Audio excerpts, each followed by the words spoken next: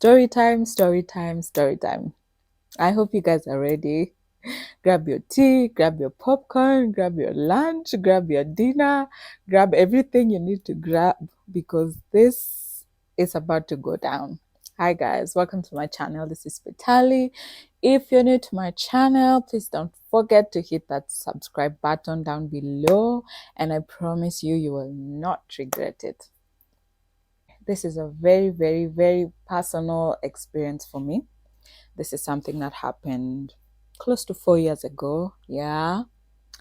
And I have not been able to publicly talk about it because I just felt like I have not been in that space to be able to talk about it. But now I just feel like it's time to talk about this because these experiences that we go through are for other people to learn from. Yeah. So I'm not putting this out there to kind of bash or blame or point fingers at anyone. It's my story, and I'm thinking about someone who's going through what I went through or who will go through something similar, and I don't want them to kind of feel lost in the process.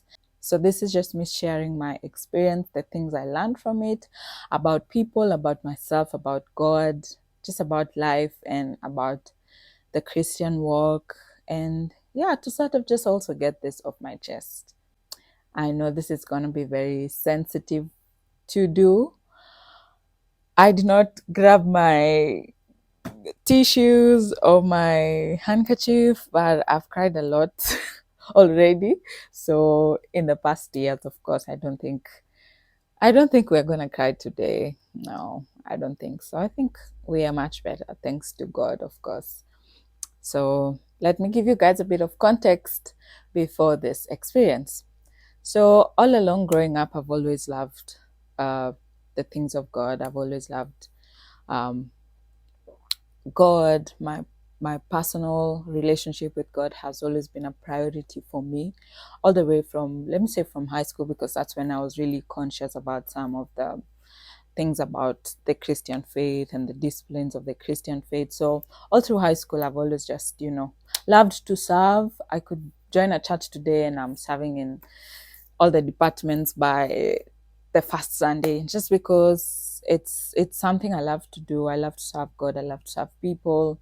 So you can guess that was me in this church space also. So I was serving in various departments, and for me, leaving this church was never something I had ever sat and thought about, ever. Even if I would have, like, you just know, like, sometimes offense happens in the church and stuff like that.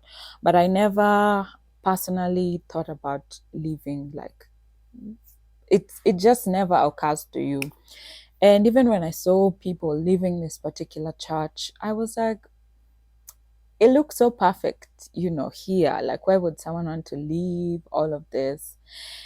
And I'm just going to say this as it is, but from this whole experience, I am very skeptical about churches that are too spiritual, let me say, because I have learned later that some of these things are very unnecessary, let me say.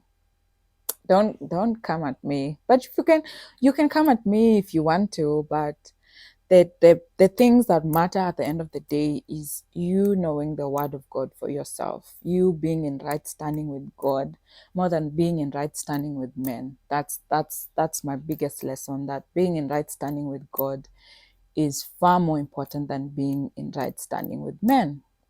So there was sort of a way that we were cultured, where we were to always, communicate about your whereabouts and stuff like that, which is very harmless, I believe. But then I feel like that kind of thing gives people so much control over your life that sometimes making certain decisions is going to be hard, because there'll be many people who will speak into this decision of your life. So that was the only thing that I was like, later I thought about it, I was like, well, I don't think like this was probably the best approach. Or anyway, people run their own churches the way they believe God has led them.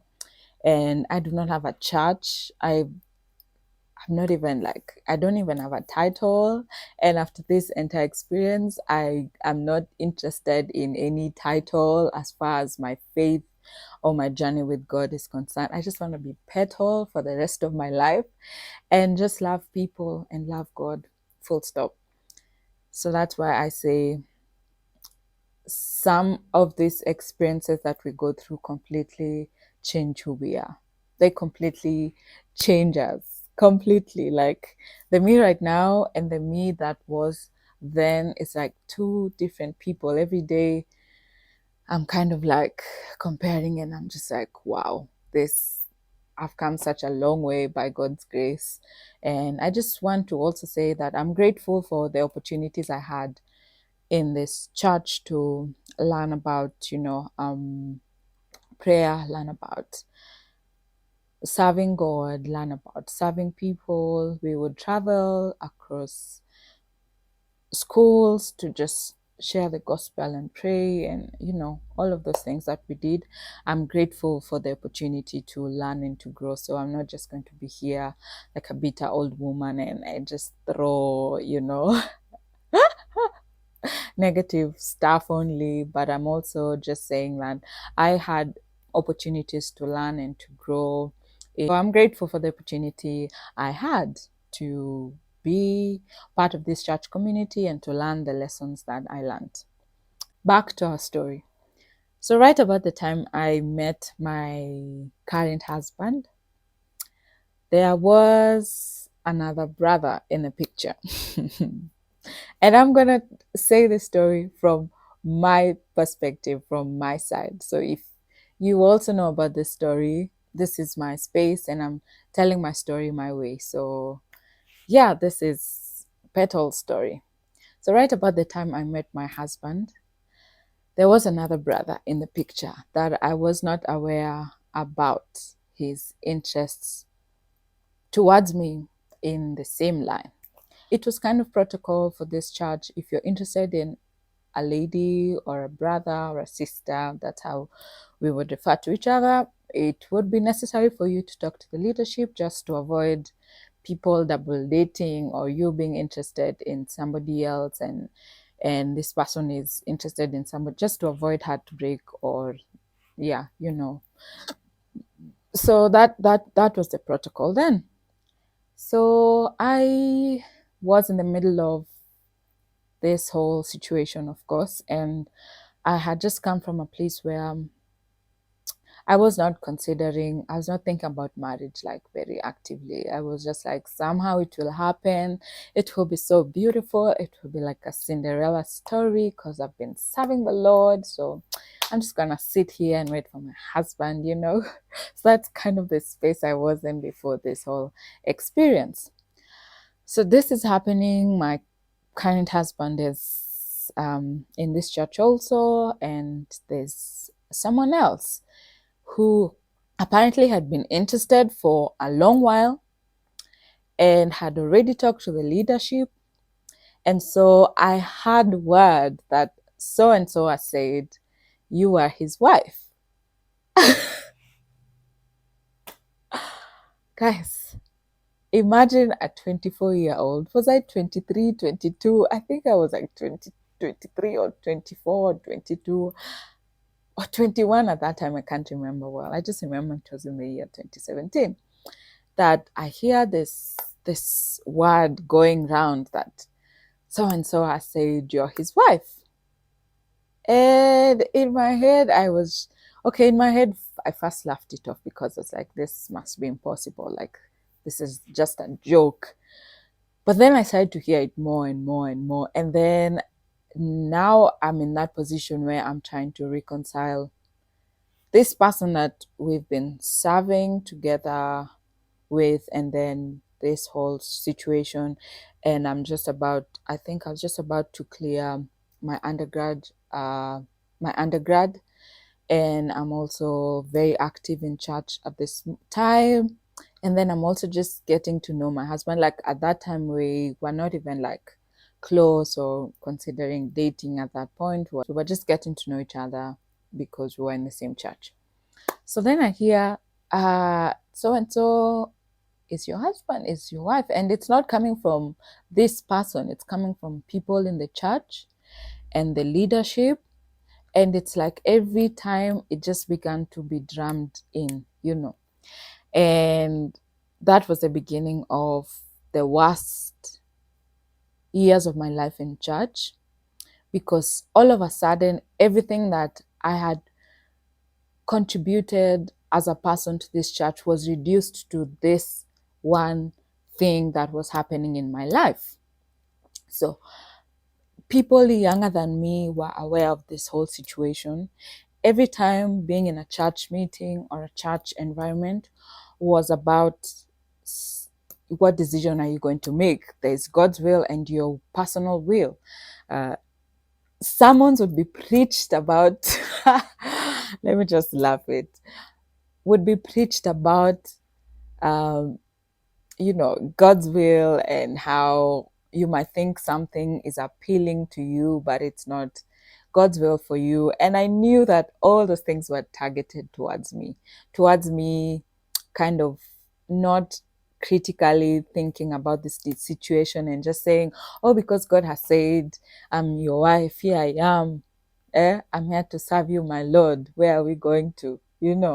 Show me and I will go. So me finding this out became the hardest time of my life in church. I would cry so much because everything changed. Honestly, everything changed. Every time you'd bump into someone, they would make suggestions about, when are you getting married?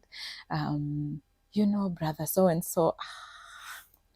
Man, I don't know how I sat in this place. Let me just be honest and say, I don't know how I sat in this place for 3 years, sort of just containing all of those comments. And somehow in my heart, I just felt like maybe God would come through and make things better and just sort this whole issue out. And I would try and convince myself that, things will be okay. But the more I stayed, the longer it took away from me. And this whole experience took so much from me. It took literally, I said I was not gonna cry and I'm not gonna. This whole experience, I was so bubbly. I was so out there and just so accommodative of everybody. And I was just so ready to serve. I was just like, let's go. How can I help? How can I, what can I do? But after this whole experience, I just felt like everything that I thought I knew was completely taken away from me, because the leaders that I looked up to and I thought would approach this whole situation in a different way were the same ones that would troll me down. And the whole point of trolling was for me to say yes to this claim that so and so is my husband, so I should just say yes. And at the same time, while I was praying and doing my own devotion and just taking time to listen to God and talk to a few people deep within my, let me tell you guys, sometimes following God does not mean everybody has to come with you. And it doesn't even need for you to convince people that God led you in a certain way. And sometimes you won't even hear God's voice. But in that chaos of my life, that's the time I had God clearest in my life. Despite the chaos, that's the point where I just knew, and I knew that this was not it. I couldn't tell you why. It had nothing to do with how this brother looked or his persona or it. I just knew in my gut that it was not God's plan for my life. It was not about to be. It just was not going to happen. So because I was so adamant, I would be called to meetings to be told how so and so has had a dream that you're fighting God's will. So and so has had a dream that, this is going to happen to you. Because imagine, before this whole experience, there are all these things, good things being said about you. But then because you are at a point where you're not agreeing with the leadership of this church concerning your life, now suddenly you have become like an enemy to God. So I would be called on meetings. I would be called to meetings upon meetings, and I would be trolled down. And every time I was in an environment where leaders were, the whole story would change into, God's will for your marriage. I'm just like, can I just come to church and worship? Can I just come to church and pray without being called out on the microphone? Oh, God is saying you're going the wrong I'm literally like, I'm not even moving. I'm at this point and I'm waiting on him to show me the way to go. What do you mean I'm going to the wrong direction? So everything was blown out of proportion. And me getting to know my husband was now like the biggest crime.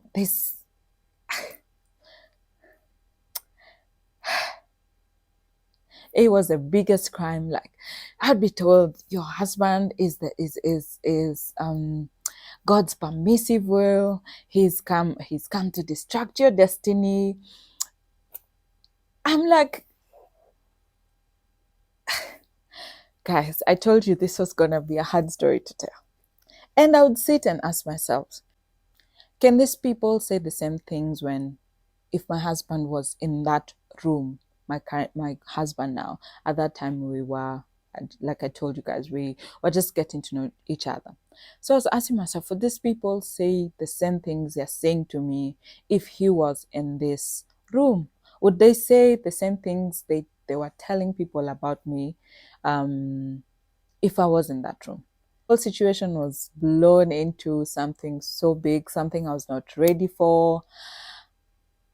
And I wished in that time that even the older women in church would have just sat with me and talked to me like a 21-year-old or 22-year-old and just told me, hey, just chill, everything will work out.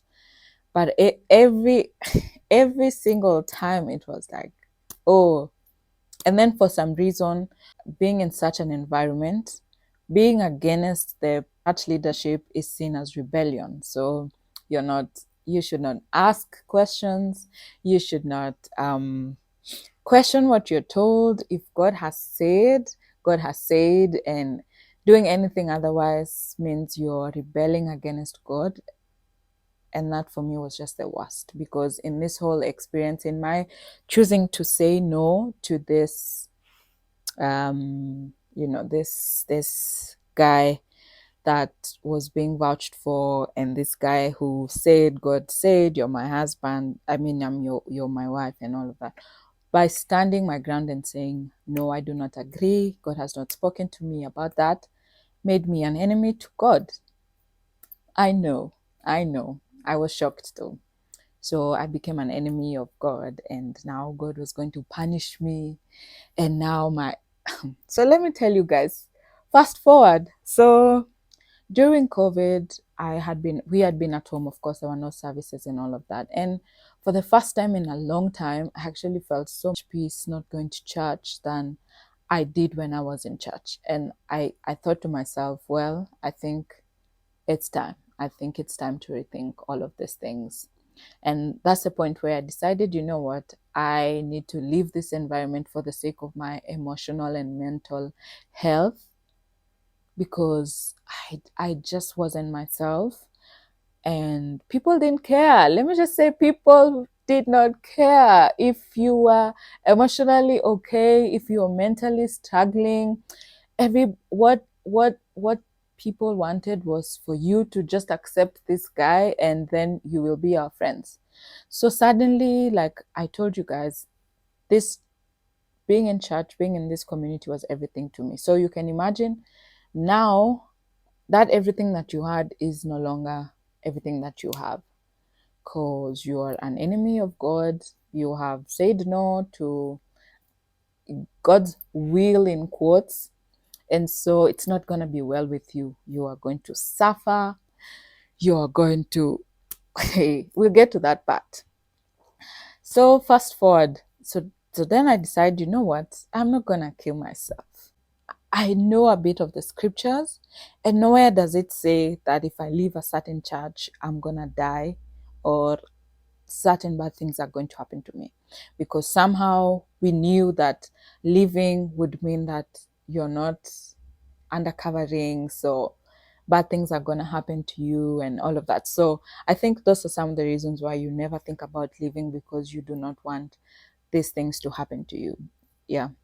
So 2020 happens, and I was like, I was so done. I was so done, because you can tell me that we love God in this place, but someone's literally fighting for their lives emotionally, spiritually. I was actually dropped off most of my responsibilities. Yes.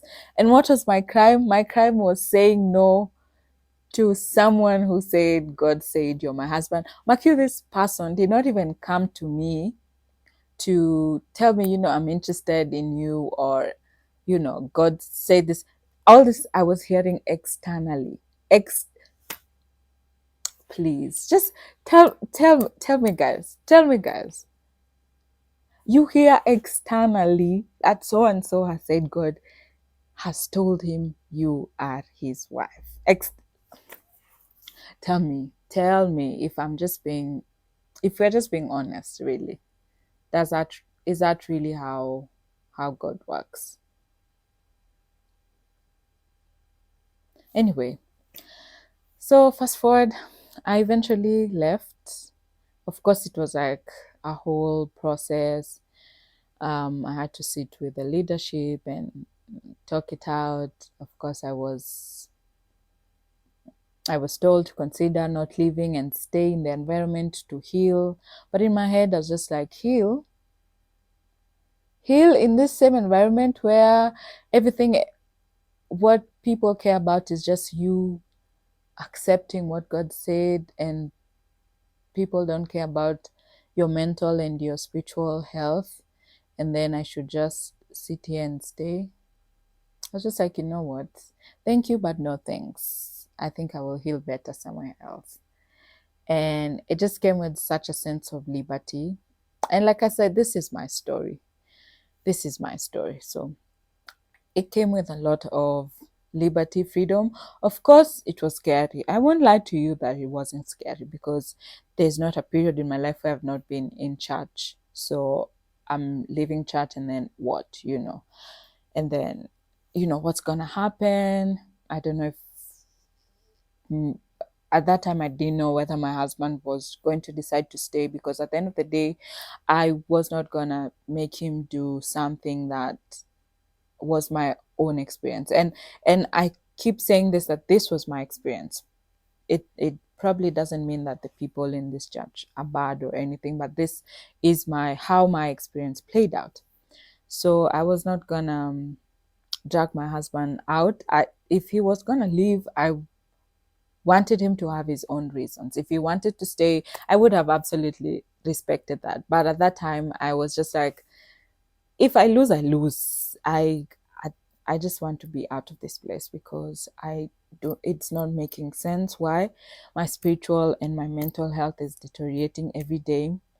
Every time you opened up to someone to share your experience, and to just, for someone to just listen to you and just give you advice, it would go back to the leadership. So they'll be like, oh, so now you're talking against that. I'm like, what's going on? Can't I just talk about how I feel, where I am in this whole situation? I'm just 23, for Christ's sake. Why are you putting all these things on my head, and you expect me to just be okay and don't talk about it? Anyway, it reached a point where I never used to talk about it. I never used to talk to anyone.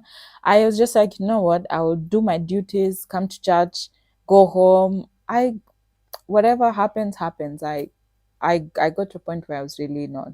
And I remember at some point I asked to step down for a break just to, feel safe. And of course, I was denied that break, because somehow if you're not serving, then the enemy will come and capture you. There was nothing much I could do. So I stayed. I stayed for 3 years, hoping that things would be mended, hoping that somehow the leaders would see that I'm not a different person just because this is going on in my life. It has not changed my faith in God and my stand with God. Nothing has changed. I don't thinking about it, I was not even on the wrong because this is my life. It's my life. It's going to be my spouse for the rest of my days. So that was a decision that was solely on my hands, you know. But for some reason, I even started to feel like maybe I'm the one who's on the wrong. Maybe I'm the one who needs to do.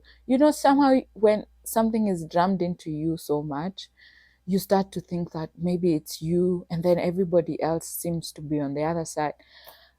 I've literally forgotten half of the things that happened because where, where?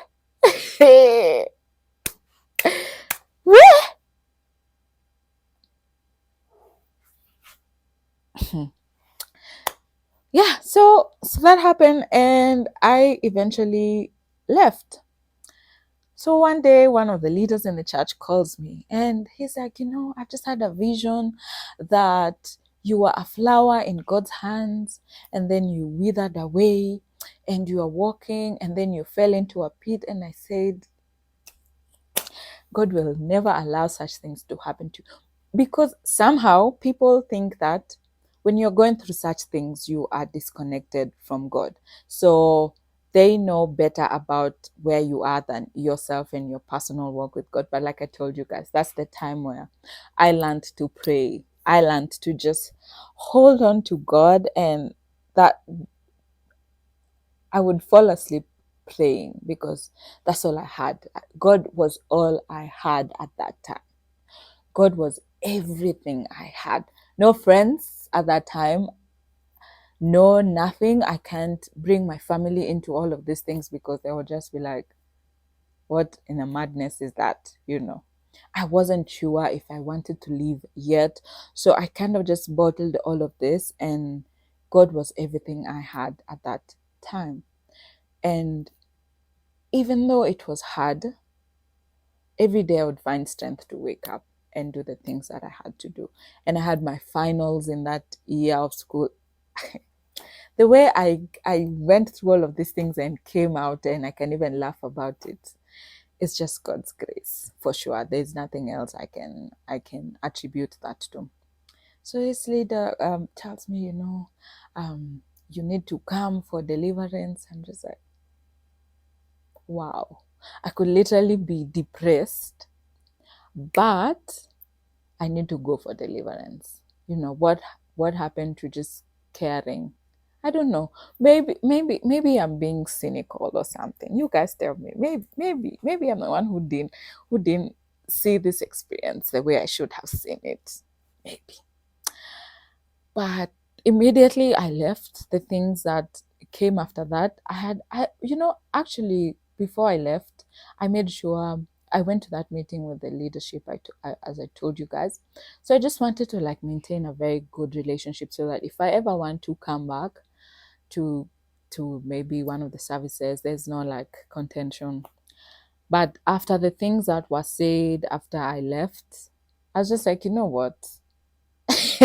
Sometimes leaving means just closing a door and going completely and finding the new direction that God was leading you to. And honestly, I think that was a good decision I made to just leave, because the things that happened to my life after the healing, my husband and I finally, just being able to state our intentions to each other.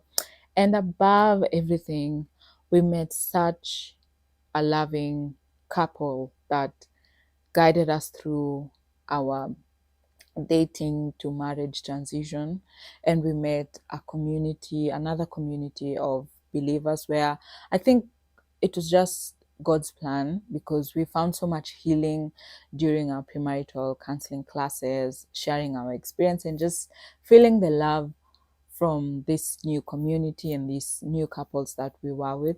So my I'm just adding this because I want you to understand that there's always light at the end of the tunnel. There's always light at the end. And as long as you're true to your faith in God, God will always make a way.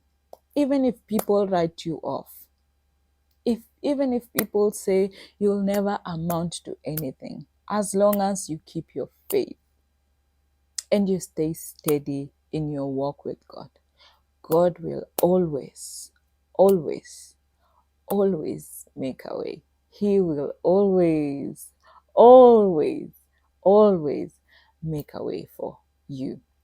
At this point of my life, I did not even imagine that I would cross over this issue and still be sane, you know.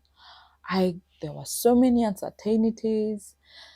There was just everything that was happening in this time, and I just didn't know how it's gonna turn out. How it was going to turn out. And it's not so easy for you to also just tell your friend, hey, this is what's happening between me and the leadership of this church. It's not, it's almost impossible for people to believe you when you're the lesser person in the equation and you're talking about someone who's way up here in the church leadership or anything. So I was kind of almost certain that this was a journey that I had to take on my own. And I'm so glad that I did take this journey, because before this, I probably judged many people who leave church and think that these people, they just give away their faith like that because of offense. It was actually seen immature to leave because of offense. And I sort of also thought, like, why would you leave because of, a disagreement? But now that I went through what I went through, where I said I would never judge anybody who leaves a church or anybody who has an experience with with people in a church. And let me also clarify this, that it's not God who hurts us. So that's something I distinguished from the onset of this experience. I knew that God was not hurting me, God was not breaking me, God was actually building me. God was building me, even if it was in the most unpleasant way. He was building me to become better, to be more sharper in the spirit, to be you know um to fortify my relationship with him, because that's what matters more than pleasing men or being right with many men, or being praised by people. It doesn't matter. It does. And even at the point where me and my husband got married, there was a lot of backlash. Some people were actually very much convinced that I was going downhill, and some of them were actually people who were close. And so at the time we were leaving, there was even an elder who said God would kill my husband. God had showed him a vision that my husband was going to die because we were not in God's will. And I'm just like, wow, this God must be very different from the God I know, because make it make sense. Make like, hey, but I also really learned about us as human beings, me included. When we are given power over people or situations, sometimes we can go overboard and we can be, let me tell you guys, they're selfish people in church. They are self-centered people in church. They are manipulative people in church. Because at the end of the day, only God is perfect. Human beings are human beings. It's sad to say that people get hurt in church, but it happens. It happened. And I'm not saying that all churches hurt people, or I'm not even saying that these people intentionally hurt others. They probably thought that they were doing the right thing. They were actually helping me realize that, you know, God had different plans for me. Maybe that was their intention, to help me. It's just not those things that you can say left or right. There are so many things in between that affect outcomes and all of that. So, like I said, I did not come here to bash anyone or to say bad things about anyone. I don't think I said any bad thing about anyone. I just said my story and what happened. And I have censored lots of things because it's probably not very relevant to this video, but you kind of understand the whole situation, how it was. Every time I ask, how did I stay in there for like 3 years? Just what was I waiting for? Like, I don't know. Anyway, maybe it was also just within God's timing. I actually think it was within God's timing because we landed in good hands. And if honestly, if we didn't land in those hands just after we had left, trust me, such experiences have the power to change you into a very bitter, cynical person. You will not even ever look at a man of God again, or even believe in the church anymore, like from that experience, if you do not intentionally distinguish between God and people in church. Such experiences have so much power to like put you down completely, and you can easily decide to just throw your hands in the air and just be careless with your life, you know. But that's what I believe. If you genuinely have a relationship with God and you're intentional about your faith, even in such situations, the first thing for you will not be to give up your faith, because I don't believe in saying that now, you know, God did this to me, I've left God. Now, living church is different and living your faith is different. So now abandoning your faith because of going through stuff, I don't think it's right. You're the one who ends up losing at the end of the day. At the end of the day. And let me tell you guys, I had to be okay with the fact that people will never know my side of the story. I had to be okay with many people judging me. I had to be okay with the fact that I would never be heard or stuff like that. Like, it was the least of my concern anyway. I'm not going to answer to men at the end of the day. I'm going to answer to God. But I had to do my own homework to find those bitterness roots and kind of just pluck them. And the more we talked about these things with my husband and the people around us, the more I also realized that I took some of these things so much at heart. And it just took time. It took time to get all of these things out of my heart and just be at a place where I could be in events in this church community, like not in the sense that I'm a member, but like a friend is getting married, like I can attend and not feel like, you know. And way later, some of the leaders actually came in and apologized for some of the things that happened. But at the end of the day, I knew it was my responsibility rather to, or God would have had me forgive even without the apology. So such experiences are not pleasant, but they grow you. They grow you so much.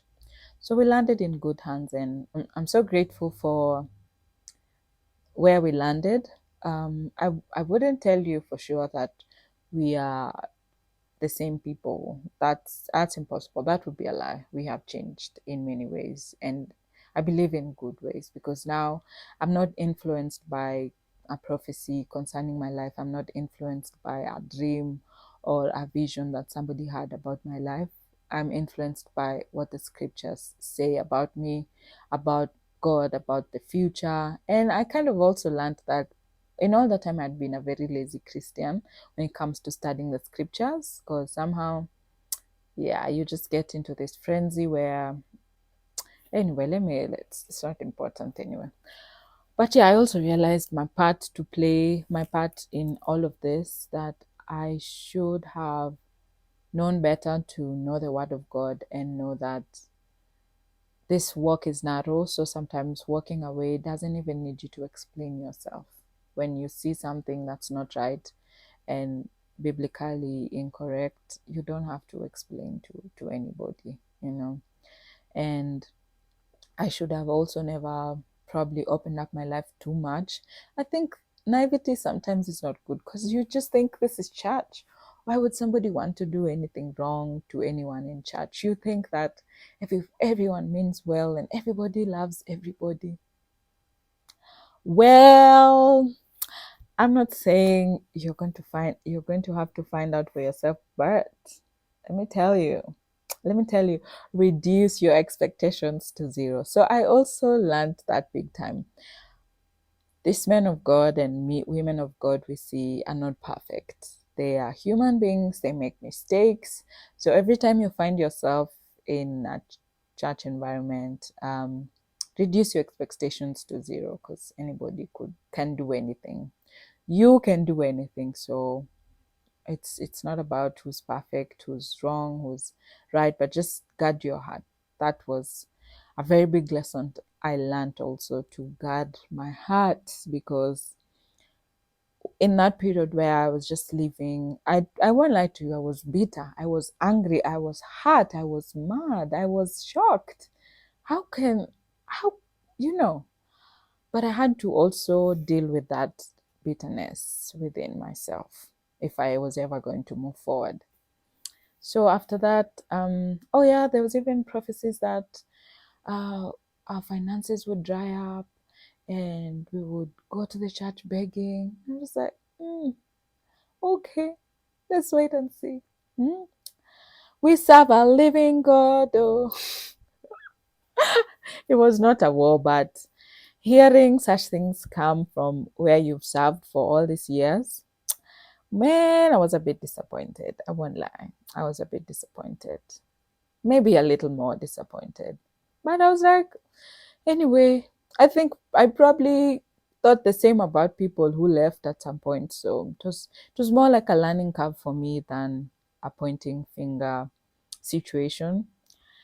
Yeah, so I'm so glad right now. I'm so much at peace. Like, I'm just happy. I'm just happy about the future. I'm excited of the future.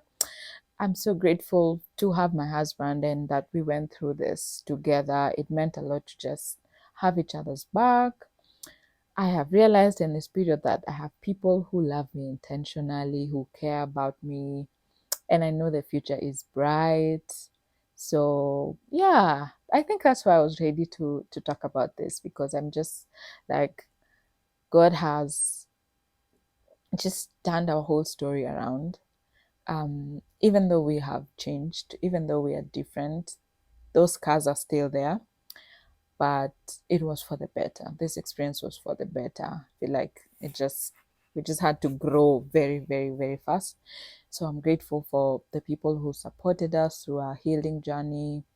Maybe we'll talk about this with my husband someday here, but I don't think he's ever going to talk about it publicly. But I just wanted to share that experience for anyone who is in that situation right now or may find themselves in such a situation. Just know that knowing your Bible, knowing the scriptures for yourself is more important than pleasing a man of God or a woman of God. Serve God in a church with your spiritual senses open. Don't let anyone take advantage of you or manipulate you. And there are men of God who genuinely love the Lord. Like this couple that we found, this man and his wife are just the most sincere people I've ever met. I know you don't really know people behind closed doors, but the testimonies around them, the humility, just they have truly blessed our lives. They have. literally held our hands. And even today, they call to check on us. They visit us. They've come to our house when we didn't have seats, when we didn't have utensils. They have come to just make sure that we were okay, we were settled in. They just opened their lives to us and gave us access to the people they knew that would be instrumental to our walk and to our journey coming together. Because of course, coming together when you there was all these things that happened was not going to be such a good place to start our marriage. But they just gave themselves to us, and I don't know how we will ever repay them, but they are always in our prayers. So I'm just saying here that they are men of God who are genuine and who love the Lord. About just going back to the person I was, I think it's a process. I think day by day it happens. I'm not going to be that petal, of course, completely, but yeah, I'm a new person. We all have to learn and grow through what we go through. And I'm just grateful for my experience. And thank you for watching this story time. I really pray and hope that you never have to go through anything like this, because it's not pleasant at all. It's not pleasant at all. But if you have to go through it to learn and become better, then just make sure that you stay under the shadow of his wings, or under the shelter of the Most High. Just do not leave. Do not leave. Confine yourself to scripture. Cry, but stay in the Word of God. Rant and say everything, but stay in the Word of God. Stay. No man of God will save you in this life. At the end of the day, all of us will stand and give account before God of how we lived our lives and what we did with our talents. So don't be so blinded by wanting to please men of God or women of God. Please don't let anyone tell you that God will harm you if you leave this place. That's a lie. That's a lie, because God does not say anything like that in His Word. If anything, I believe people should be okay with people leaving churches, bless them, and say, you know what, go and be fruitful wherever you be. That's how I believe um, the Christian faith should be. And also, one thing I was also careful for during this whole period: don't just say careless things because you are hurt and you are angry and all of those things. Don't just leave a whole trail behind you. Just let God fight for you. You don't have to actually say or slander people or eventually these things, they just come around. They do come around. The coin flips. So just maintain your guard and guard your heart. Guard your heart. If there's anything, just guard your heart.